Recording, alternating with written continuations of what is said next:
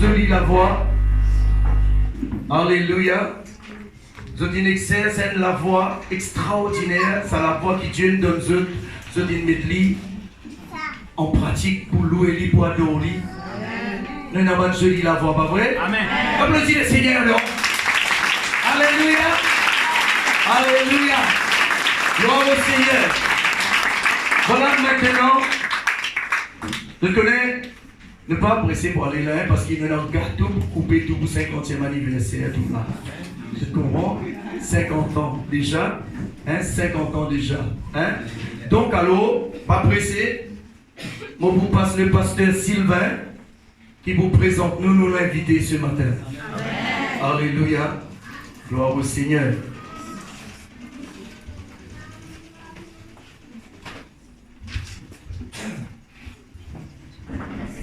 Bonjour, peuple de Dieu. Bonjour. Est-ce qu'il nous vient ce matin? Amen. On acclame le Seigneur encore une fois.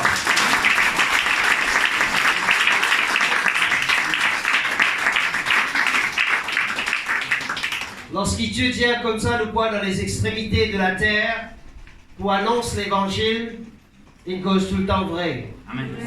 Et ce matin, nous avons l'occasion, nous avons la grâce de Dieu.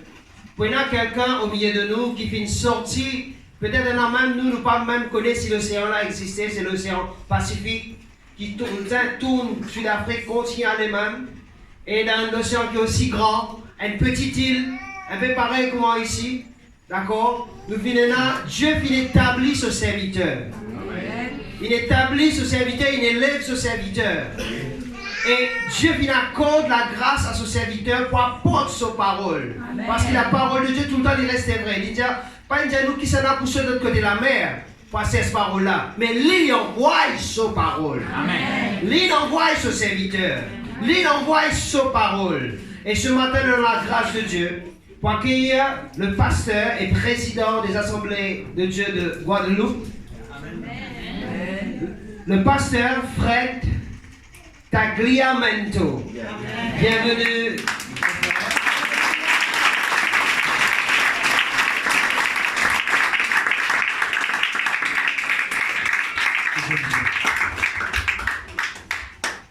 Alléluia. Amen. Bonjour à chacun. Bonjour. Que le Seigneur vous bénisse. Amen. Et comme vient de le dire notre bien-aimé frère, je suis le pasteur Tagliamento. Mon nom est italien. Mais j'habite dans un pays français qui est sur une terre d'Amérique. Ce qui fait de moi un international. Et ce matin, je suis très heureux d'être avec vous. Amen. Parce que lorsque je vous entends adorer et célébrer le Seigneur, le roi des rois, Amen. je ne vois aucune différence avec chez moi. Amen. C'est comme si j'étais à la maison ce matin. Amen. Parce que je suis au milieu du peuple de Dieu. Amen. C'est un grand privilège et un grand honneur d'être avec vous. Je suis marié. Mon épouse n'a pu être avec moi. Elle se prénomme Vénus. Vous allez vous souvenir. Oui. C'est la planète. C'est la planète. Alléluia. Et donc, nous avons 3 enfants d'ici de notre mariage et une fille que nous avons adoptée. Je sers le Seigneur depuis octobre 1974. Amen. Dieu m'a fait la faveur, parce que c'est une faveur, Amen. d'annoncer son nom, Amen. De dire son amour, de dire son projet pour chacun de nous. Amen. Et ce matin, c'est dans cet état d'esprit-là que je suis avec vous. Je voudrais remercier mes collègues qui ont accepté de m'accueillir ici ce matin. Amen. Et de me permettre de partager avec vous la pensée de Dieu. Amen. Donc, simplement, je ne veux rien vous dire que vous ne savez déjà.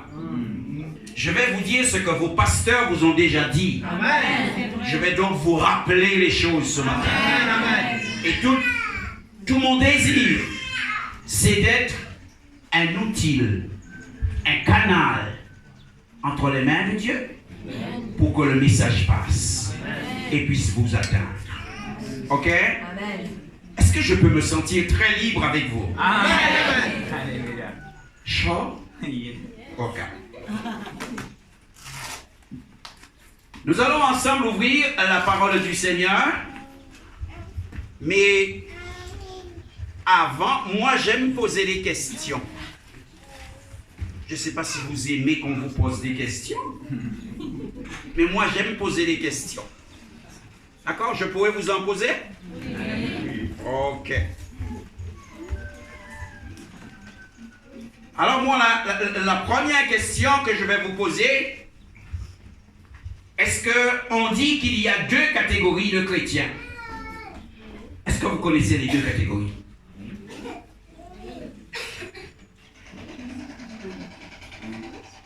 Deux catégories de chrétiens. Alors, retenez ceci, parce que ça va nous aider à comprendre le message. Il y a deux catégories de chrétiens. Il y a des chrétiens qui sont comme du gravier. Vous connaissez ce que c'est que le gravier? C'est ce qu'on fait le béton avec. Plus on marche dessus, plus ça devient dur. Ok? Et il y a des chrétiens qui sont comme des fleurs. Si vous prenez une fleur dehors et vous le froissez dans votre main, qu'est-ce qui va se passer? Le parfum. Oh. Donc il y en a un, quand vous lui marchez dessus, il vous fait mal, il devient dur. Et il y a un autre, quand vous lui marchez dessus, il répand son parfum. Amen. Ok? Alors, quel genre de chrétien êtes-vous?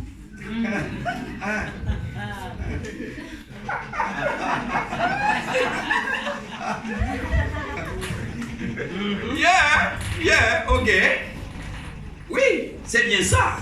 Quel genre de chrétien êtes-vous? Vous êtes comme le gravier ou vous êtes comme les fleurs? Vous êtes sûr? Vous m'avez dit de faire comme si j'étais à la maison. Alors je me sens à l'aise. Je me sens à l'aise. Vous êtes très sûr que vous êtes comme les fleurs. Alors vous m'aimez beaucoup alors.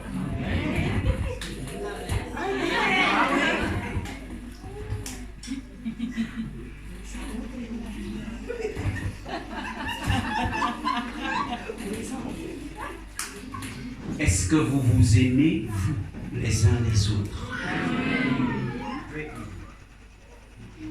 Pendant toute cette semaine,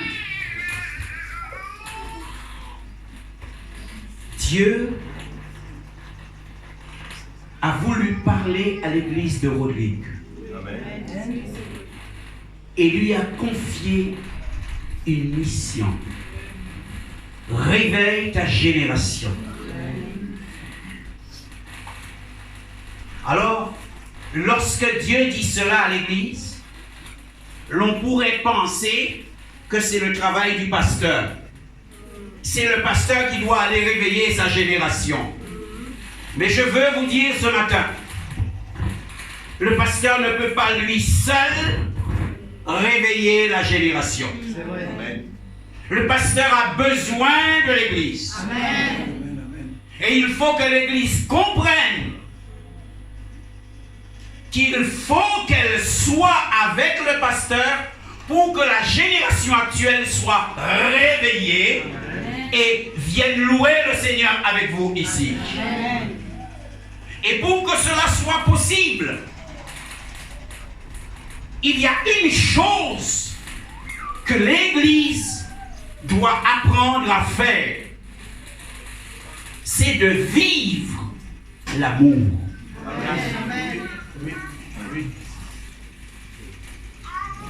C'est le Seigneur Jésus qui dit,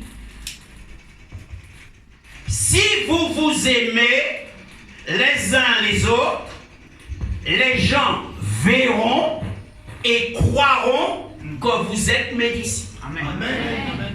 Donc, l'amour est un message. Quand il est vécu, il devient un message qui va convaincre convaincre les gens que Dieu est avec vous, Dieu est au milieu de vous, que vous êtes les enfants de Dieu. Amen. Voyez-vous, il y a le témoignage parlé, mais il y a également le témoignage vécu. Et cela, c'est un témoignage puissant. Vous pouvez avoir des enfants à la maison qui ne veulent pas marcher avec Dieu. Mais s'ils vous voient vivre l'amour, alors Dieu va parler à leur cœur. Vous pouvez avoir un voisin, une voisine, un patron, un ami, une amie qui ne veut pas de Dieu et même qui vous regarde d'une certaine manière. Mais si vous vivez l'amour, alors Dieu va le convaincre que vous êtes son enfant. C'est pourquoi ce matin, je veux vous dire que votre grande devoir, c'est de vous aimer. La deuxième raison pour laquelle je veux vous parler d'amour, c'est parce que la Bible nous dit aspirer, désirer les dons spirituels. Et la Bible nous dit le chemin pour aller, c'est l'amour. Donc là où il y a l'amour, on devient sensible à la voix de l'esprit. On devient sensible à l'action de l'esprit. Là où il y a l'amour, lorsque l'Église est réunie, le Saint-Esprit parle. Et alors, les croyants tombent sur sa face et proclament que Dieu est au milieu de vous. Amen. C'est pourquoi je vous ai posé la question, est-ce que vous aimez? Et est-ce que vous aimez?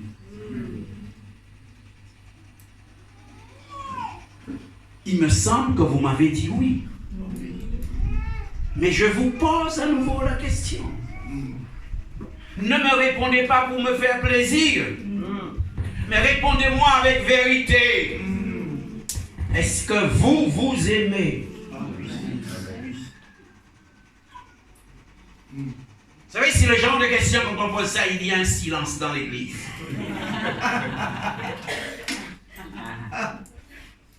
Alors ce matin, je veux avec vous ouvrir la parole du Seigneur et nous allons ensemble regarder dans l'épître de Paul aux Corinthiens. L'épître de Paul aux Corinthiens. Et nous lirons au chapitre 13. Je vous disais que c'est une parole que vous connaissez. 1 Corinthiens, le chapitre 13.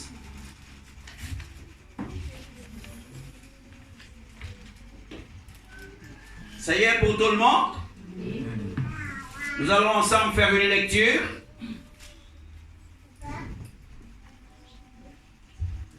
« 1 Corinthiens, le chapitre 13. La Bible va d'abord nous parler de l'importance de l'amour.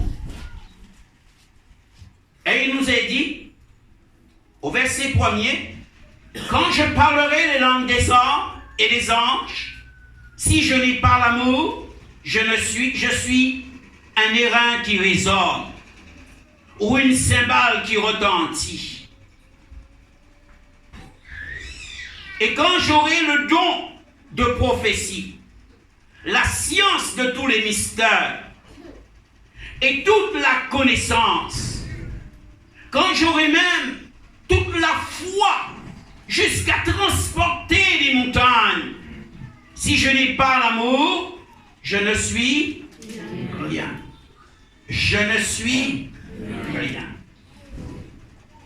Et quand je distribuerai tous mes biens pour les pauvres, quand je livrerai même mon corps pour être brûlé, si je n'ai pas l'amour, cela ne me sert à rien. L'amour est si important que ce qui fait notre valeur, ce n'est pas ce que nous savons, ce n'est pas ce que nous pouvons, mais c'est l'amour que nous avons. Amen. Amen. Oui. C'est pourquoi le chrétien ne s'attache pas aux choses qu'il possède, mais à l'amour qu'il a. Alléluia. On peut faire de grandes actions, mais si on n'a pas l'amour, ça ne sert à rien. C'est pourquoi je vous ai posé la question. Est-ce que vous aimez? Est-ce que vous avez de l'amour? Vous me dites toujours oui? D'accord. Alors, puisque vous me dites toujours oui, laissez-moi vous demander, mais qu'est-ce que l'amour a fait en vous? Lorsque nous lisons la parole de Dieu, et ce matin je vais vous aider à voir le texte d'une manière simple, lorsque nous lisons, on lit ceci: l'amour est patient. Ok? Le verset 4. L'amour est patient. L'amour n'est pas envieuse. L'amour ne se vante pas. L'amour. L'amour. Et vous? Et vous? Je veux bien faire comprendre ce que je veux dire. L'amour est. D'accord? L'amour est patient. Mais et vous? Oui, pasteur, j'aime. Oui, pasteur, j'ai l'amour. Et la Bible me dit que l'amour est patient. Alors, est-ce que vous êtes patient? Oh! Oh!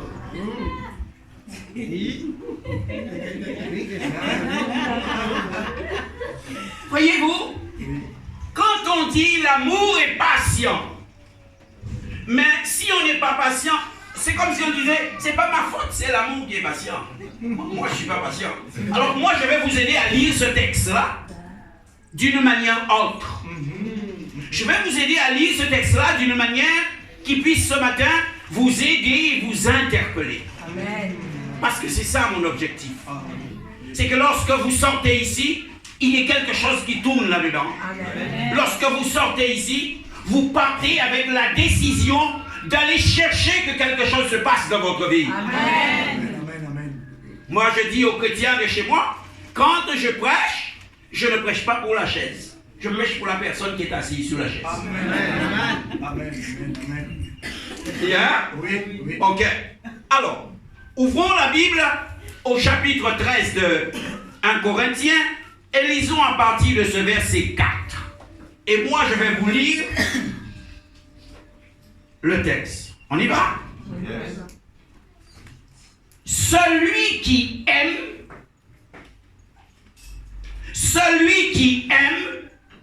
est patient. Est-ce que vous voyez la différence? Oui, oui. D'un côté, l'amour est patient. C'est pas vous. Oui, Mais la réalité du texte, oui. c'est pas l'amour, c'est celui qui aime qui est devenu patient. Amen. Donc, lorsque vous avez de l'amour en vous, que fait l'amour? L'amour apporte une transformation intérieure. Oui, Et l'amour permet que vous deveniez ce que vous n'êtes pas. oui. Que vous deveniez ce que Dieu veut que vous soyez.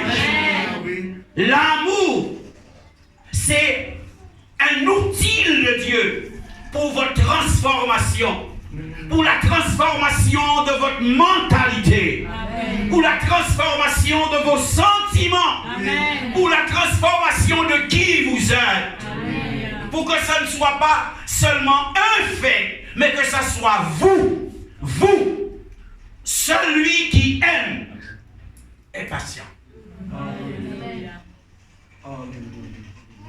Si tu n'aimes pas, ou si tu n'es pas patient, c'est parce qu'il te reste des progrès à faire dans l'amour. Oui, oui, oui. Vois par exemple, pas parce que les enfants t'embêtent. C'est parce que ton mari n'est pas gentil.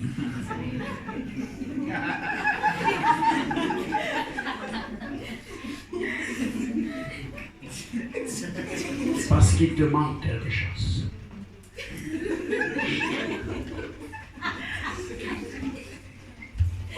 Celui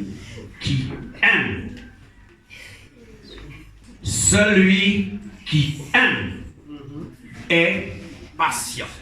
Continuons un petit peu notre lecture. C'est quoi être patient?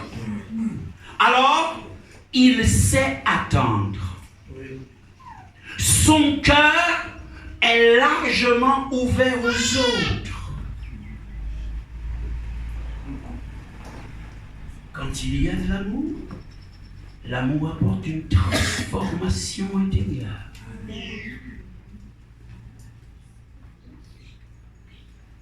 Il nous est dit encore, celui qui aime est serviable. Il est plein de bonté. Il est plein de bienveillance. Il cherche à être constructif et se plaît à faire du bien aux autres. Celui qui aime, il est constructif.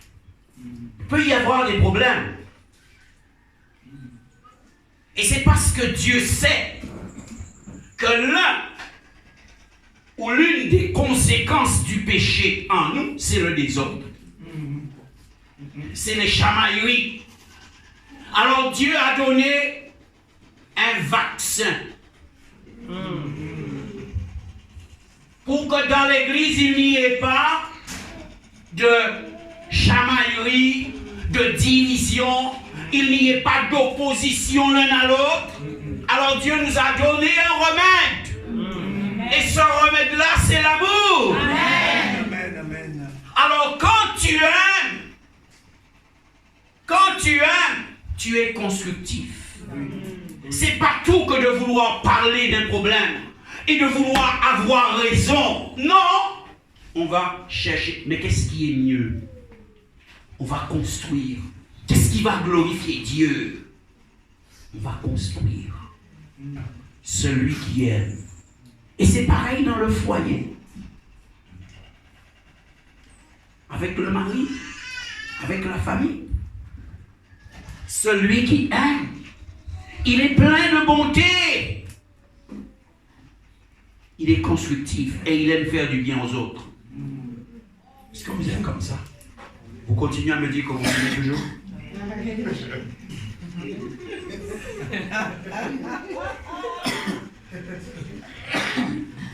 Celui qui aime est. Celui qui aime est. Celui qui aime, il est vrai. Il est vrai. Celui qui aime, il est vrai. Quand on n'est pas vrai, qu'est-ce qu'on est? Faux.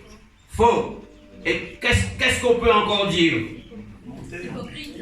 Ah, yes! Ok. Celui qui aime n'est pas hypocrite. Ah oui. Oui. Oui. Oui. Avec le pasteur, ce n'est pas « Oh, mon pasteur, ça va, ça va ». Mais derrière lui...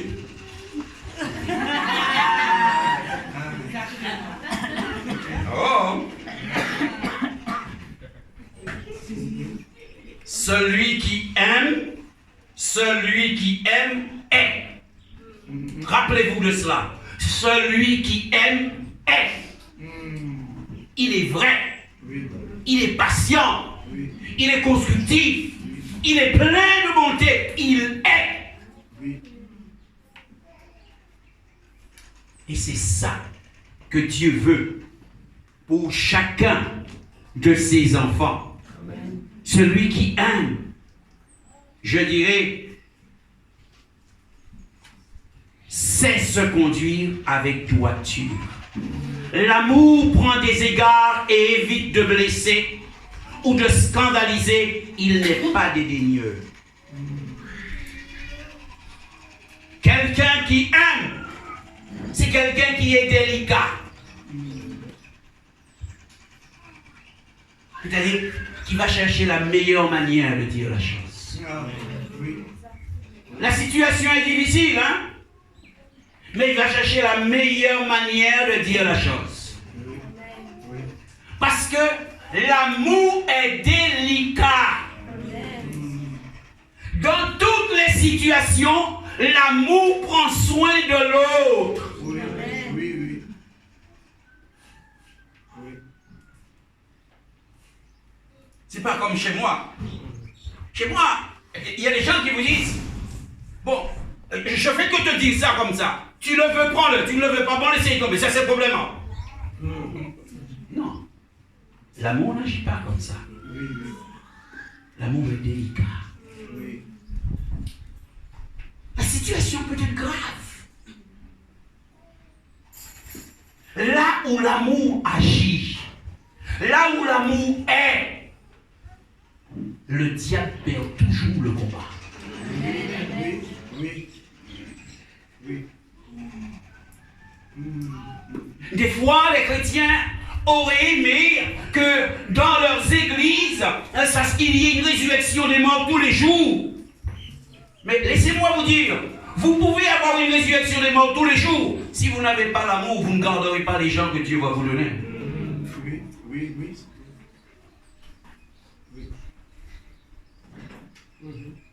Mais si vous aimez, si vous vous aimez, les morts ressusciteront et vous garderez les âmes que le Seigneur vous a données.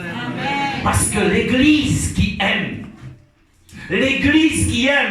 est une église puissante. Amen. Par l'action du Saint-Esprit, par l'œuvre du travail de Dieu. Amen.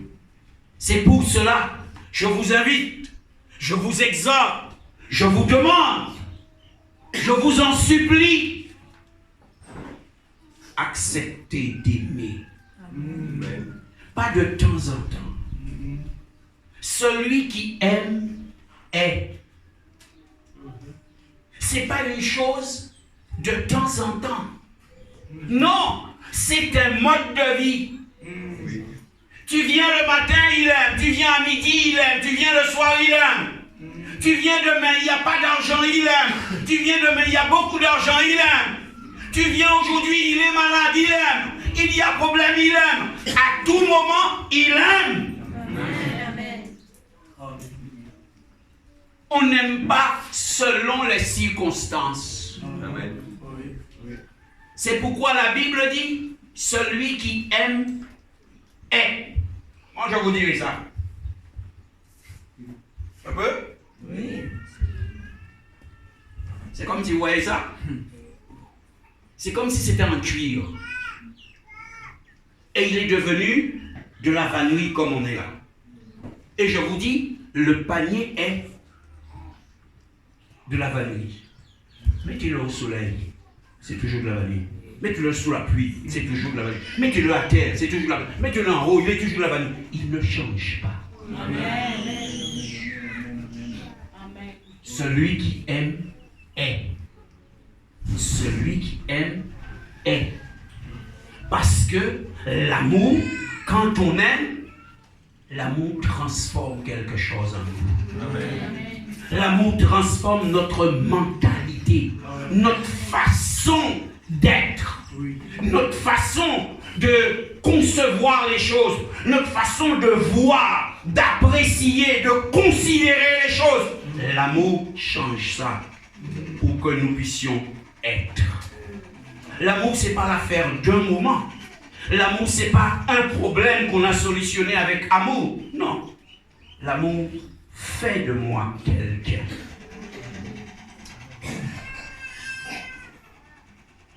Est-ce que vous aimez? Est-ce que c'est comme ça que vous aimez? Est-ce que l'amour vous a déjà transformé? Est-ce que l'amour a fait de vous quelqu'un de nouveau? Est-ce que l'amour a transformé votre mentalité?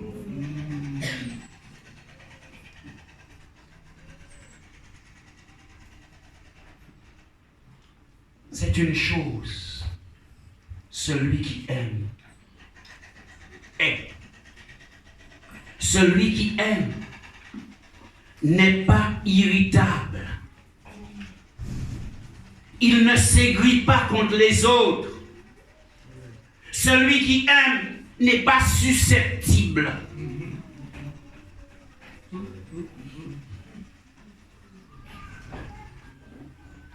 Alors je veux ce matin vous dire, avec beaucoup de simplicité, mais une grande vérité, ne vous trompez pas sur vous-même. Quand vous êtes irritable et susceptible, ce n'est pas la faute des autres, c'est parce que vous n'aimez pas.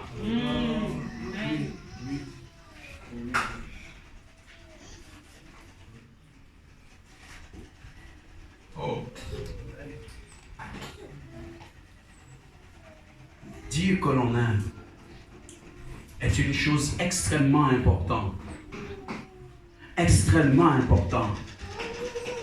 Celui qui aime ne médite pas le mal et ne soupçonne pas le mal chez les autres. Oui. Celui qui aime subit des torts, mais ne garde jamais rancune. Amen. Oui. Oui.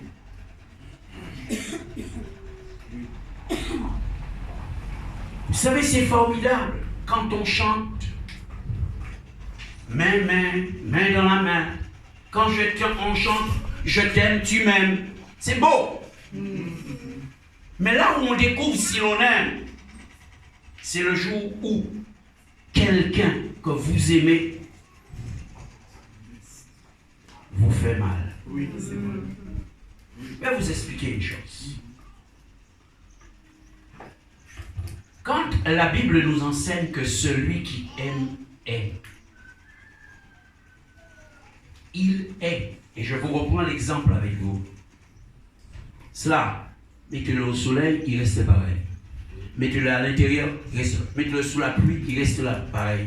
Mettez-le à l'intérieur, en haut, en bas, il reste pareil. Qu'est-ce que ça veut dire? Quand on aime, on ne change pas en fonction des personnes.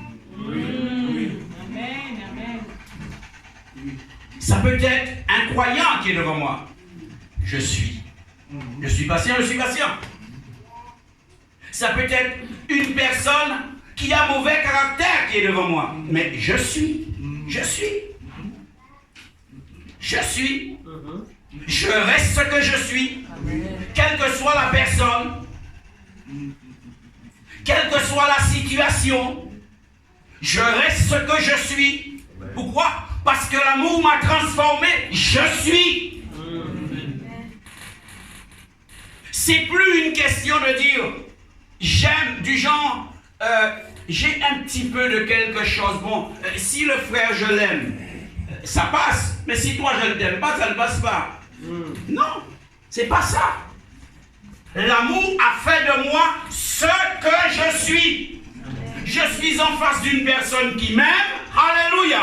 Je suis en face d'une personne qui ne m'aime pas. Je suis. Alléluia. Amen.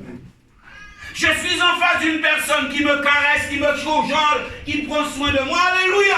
Mais celui qui ne m'aime pas et qui me donne de gifles. Alléluia. Je suis. Amen.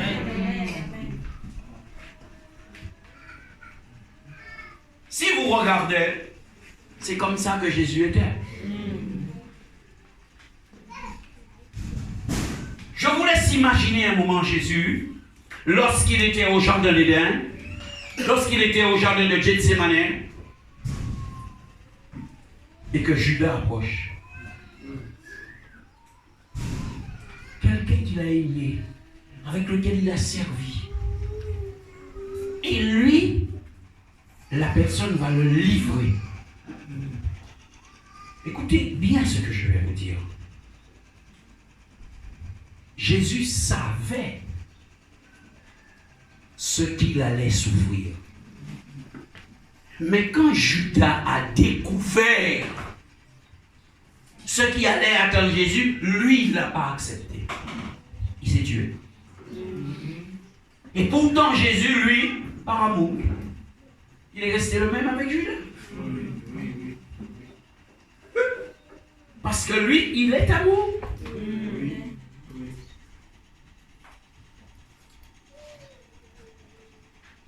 Regardez Pierre. Quand Pierre le relit, c'est comme si tu as un ami qui te donne un coup de poignard dans le dos. Jésus, il est. Il ne se fâche pas contre Pierre pour lui dire « Ouais, non !» Il le regarde. D'un regard pour lui dire « Tu vois ?» Et quand il le retrouve, il le prend à part. Et il lui dit « Comment tu m'aimes maintenant? Tu m'aimes comme un ami? Ou tu m'aimes comme un frère? Comment tu m'aimes? Quel est le degré d'amour? Comment tu m'aimes? Est-ce que tu m'aimes plus que cela? » Et Pierre est embarrassé. Parce que l'amour de Pierre était circonstanciel. Pierre aimait Jésus tant qu'il n'y avait pas de problème. Mais à partir du moment qu'il y avait des problèmes, il n'aimait plus comme il faut. Et ce matin, ce que je veux vous inviter, c'est à aimer Dieu. Mais aussi aimer votre semblable. Amen. Voyez-vous, chaque chrétien, chaque autre chrétien qui est avec vous, Dieu a fait de votre prochain une source de bénédiction pour vous. Amen. Amen. Amen.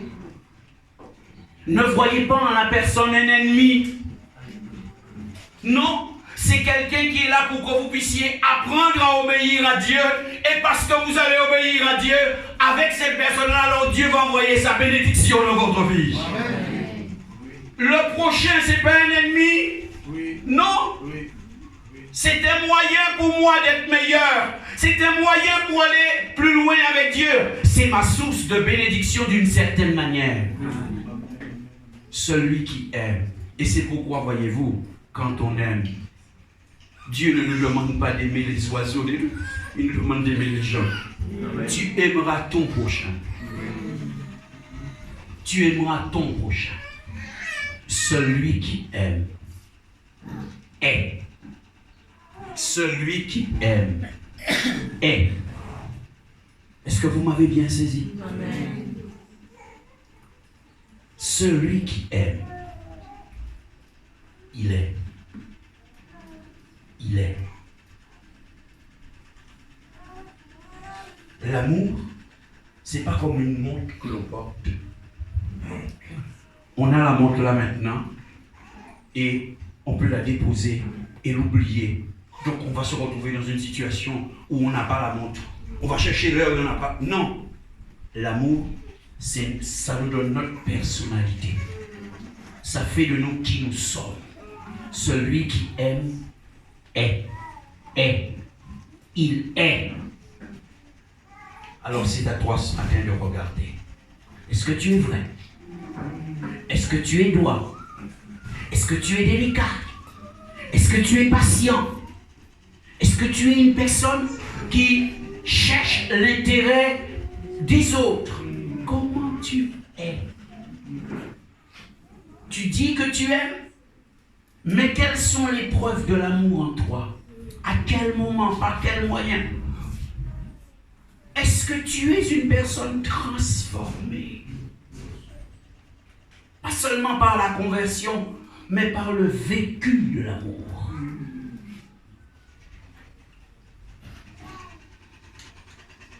Si chacun accepte d'être, écoutez-moi, il y a 90% des problèmes qui sont résolus. Le pasteur va pleurer moins.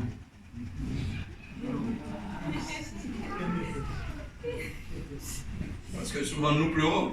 Vous ne le savez pas. Des fois dans notre chambre, nous pleurons pour vous. Parce qu'on se trouve devant des personnes qui, on leur a lu la Bible en long, en large, ils ne veulent pas comprendre. Et la seule solution qui nous reste, c'est d'aller pleurer pour eux auprès du Seigneur. Mais lorsque vous avez accepté d'aimer et de devenir ce que l'amour veut que vous soyez, alors 90% des problèmes sont solutionnés. Devenez puissant. Faites en sorte que les gens sortent de partout pour venir voir qu'est-ce qui se passe ici. Parce que l'amour sera en action, les uns envers les autres. Et vous n'allez pas seulement aimer quand vous êtes ici, puisque celui qui aime est. Quand vous serez chez vous, vous saurez toujours qui vous êtes. Donc vous n'aurez pas un comportement ici et un comportement là-bas. Vous aurez toujours le même comportement. Et les gens vont vouloir savoir, mais qu'à qui transformer? Qu'est-ce qu'il a changé?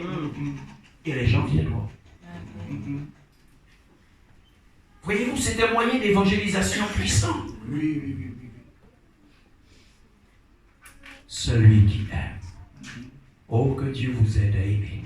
Amen. Au point que l'amour fasse de vous quelqu'un de différent. Amen. Je veux vous dire, vous pouvez sauver votre vie. Vous pouvez sauver votre foyer. Vous pouvez sauver de l'amitié. Vous pouvez sauver une relation familiale simplement parce que vous allez aimer. Amen. La Bible dit, vaut mieux une maison sans rien avec de l'amour. Mieux vaut de l'herbe pour nourriture, là où règne l'amour, qu'un bœuf engraissé si la haine est dans la maison.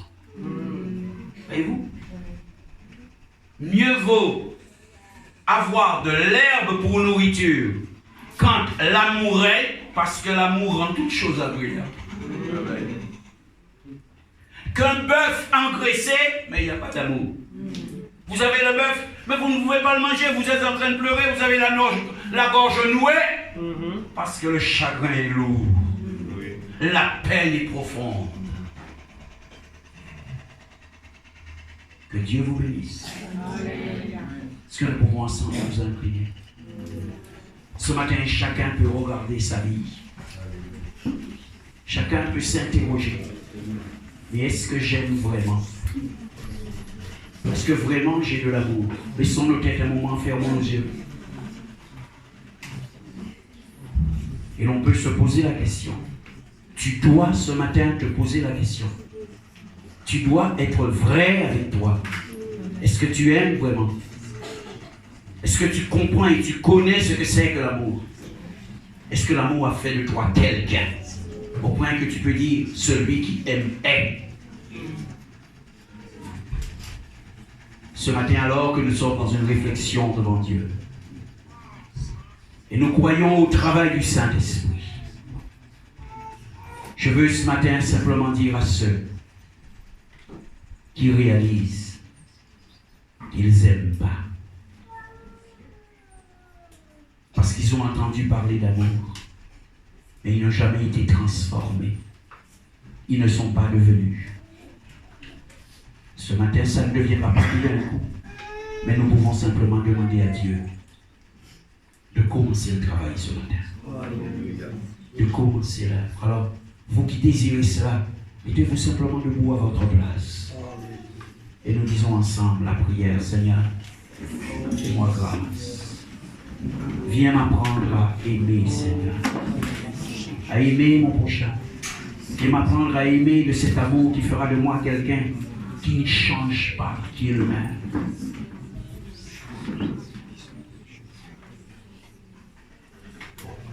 Je prie pour que maintenant, Seigneur, ta parole soit une révélation qui emmène chacun à être devant toi dans un moment qu'il n'oubliera plus jamais. Je prie pour que maintenant tu illumines les yeux de leur cœur. Tu éclaires au fond d'eux-mêmes toutes ces raisons qui font qu'ils ont peur d'aimer, qu'ils refusent d'aimer, qu'ils fuient l'amour.